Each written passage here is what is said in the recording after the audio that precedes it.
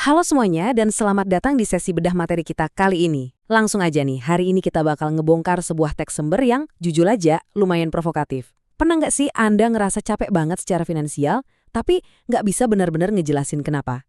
Nah, materi yang bakal kita ulas hari ini bawa satu klaim yang cukup berani. Katanya, tekanan finansial yang kita rasain tiap hari itu bukan karena sistemnya gagal, tapi justru itu adalah fitur kendali yang emang sengaja direkayasa. Menarik banget kan? Ini ngasih kita sudut pandang baru soal ekonomi modern, psikologi massa, dan gimana keduanya ini saling ngunci.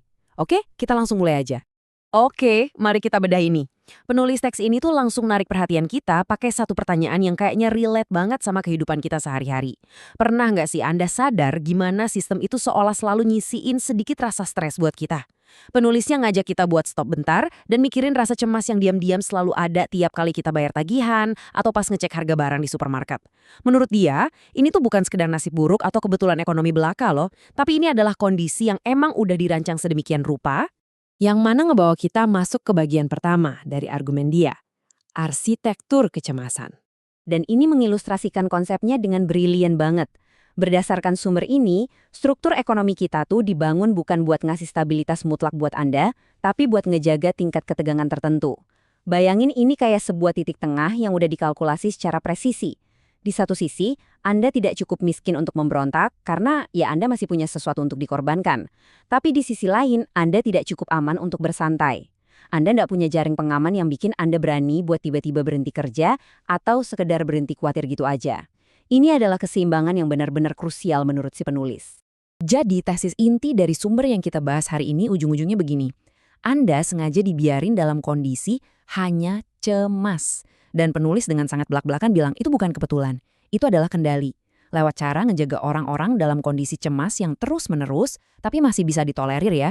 Penulis berargumen kalau mereka yang di atas sana bisa terus mempertahankan status quo, tanpa harus repot-repot pakai kekerasan fisik. Kecemasan itu sendiri yang justru jadi mekanisme kendali utamanya. Sekarang mari kita lihat lebih dalam di bagian kedua, mekanisme kendali. Kalau emang kecemasan adalah alatnya, terus gimana sih cara kerjanya di dunia nyata? Nah, sumber ini ngejabarin realitas ekonomi spesifik yang bikin orang tuh terus-terusan terjebak hidup dari gaji ke gaji. Pas harga barang naiknya jauh lebih cepat daripada gaji Anda. Pas kata pensiun tuh kerasa kayak fata morgana yang makin lama makin menjauh. Dan ironisnya, nabung uang di bank malah bikin Anda makin miskin gara-gara inflasi. Di titik ini Anda jadi terlalu sibuk cuma buat bertahan hidup tiap bulannya. Penulis nekenin banget nih, karena kita terlalu sibuk bertahan hidup, kita jadi nggak punya ruang di kepala atau bahkan waktu luang sedikit pun buat sekedar nanya, lo kenapa sih sistemnya kayak gini dari awal? Teks ini kemudian narik garis lurus yang cukup tajam antara kondisi ekonomi ini sama kondisi psikologis kita. Menurut pandangan si penulis, populasi yang terus-terusan terdistraksi sama masalah dompet mereka sendiri adalah populasi yang gampang banget ditebak. Dan yang lebih penting lagi, pekerja yang cemas, entah takut di PHK atau takut nggak bisa bayar cicilan, itu adalah pekerja yang patuh. Logikanya, Anda nggak bakal berani bikin masalah di kantor atau nuntut perubahan besar kalau ngerasa posisi Anda tuh lagi benar-benar di ujung tanduk kan? Jadi, poin krusialnya ada di kutipan ini. Masyarakat yang terbelit hutang mudah untuk diarahkan. Kalimat ini benar-benar ngerangkum gimana penulis ngeliat fungsi sebenarnya dari hutang itu sendiri. Dalam kacamata dia, hutang itu bukan sekedar produk layanan keuangan, tapi lebih kayak tali kekang. Pas sebagian besar masyarakat udah terikat sama kewajiban bayar cicilan tiap bulan, arah pergerakan seluruh masyarakat itu jadi jauh lebih gampang buat disetir dari atas.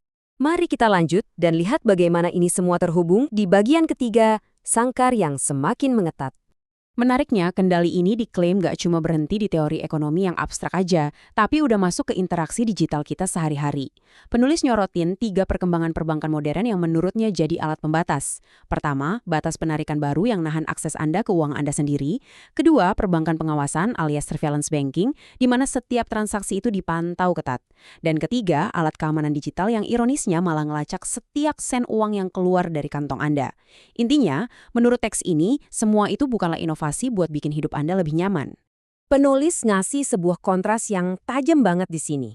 Dia mencatat kalau lembaga keuangan itu kan biasanya selalu pakai narasi stabilitas dan keamanan buat ngeframing fitur-fitur pelacakan ini.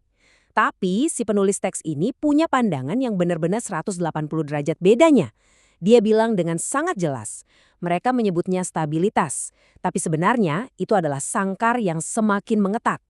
Sekarang kita masuk ke bagian terakhir dari ulasan ini, jalan keluar Bitcoin.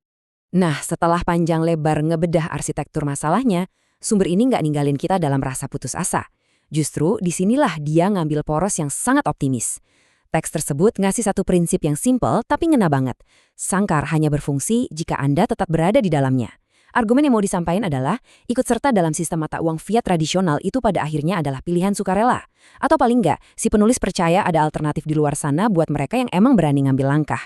Sekarang, yang paling menarik dari poin ini adalah gimana penulis secara objektif membenturkan sistem fiat dengan Bitcoin. Di dalam sistem, Anda harus berhadapan dengan inflasi, kekayaan yang diam-diam disedot nilainya, dan Anda butuh semacam izin dari bank buat mindahin uang Anda sendiri. Sebaliknya, penulis memposisiin Bitcoin sebagai zona di luar sistem, yang kebal dari inflasi sembarangan, nggak ada penyedotan daya beli secara diam-diam, dan yang paling esensial, sebuah sistem di mana Anda nggak butuh surat izin dari siapapun buat mengontrol aset Anda.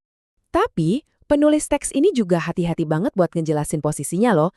Dia nekenin kalau Bitcoin ini bukan ditawarin sebagai skema cepat kaya dalam semalam. Maksudnya, bukan itu tujuan utamanya. Nilai sebenarnya, menurut teks ini, adalah sebagai alat kemerdekaan.